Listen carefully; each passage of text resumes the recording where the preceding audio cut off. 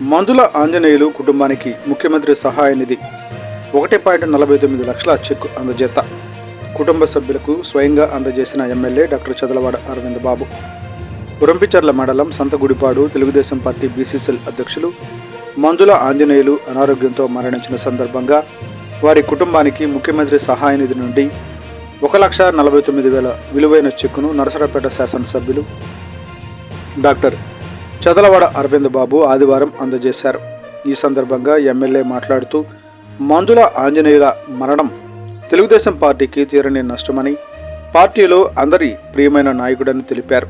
ఆయన మరణం సమయంలోనే ఎల్ఓసి క్రింద కుటుంబానికి 8.50 లక్షలు అందించామని, ప్రస్తుతం ముఖ్యమంత్రి సహాయ నిధి నుంచి 1,49,000 చెక్కును అందించడంతో కలిపి మొత్తం 9,99,000 అందించబడ్డాయని వివరించారు.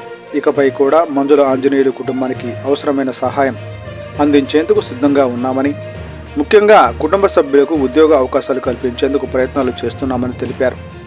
రాష్ట్ర ముఖ్యమంత్రి నారా చంద్రబాబు నాయుడు ఆదేశాల మేరకు ఈ సహాయం అందించబడిందని, పార్టీ నాయకులు కార్యకర్తల కుటుంబాలకు ఎలాంటి కష్టం రాకుండా అన్ని చర్యలు తీసుకుంటున్నామని పేర్కొన్నారు. ఈ కార్యక్రమంలో మండల నాయకులు, పార్టీ కార్యకర్తలు భాగస్వాములుగా పాల్గొన్నారు.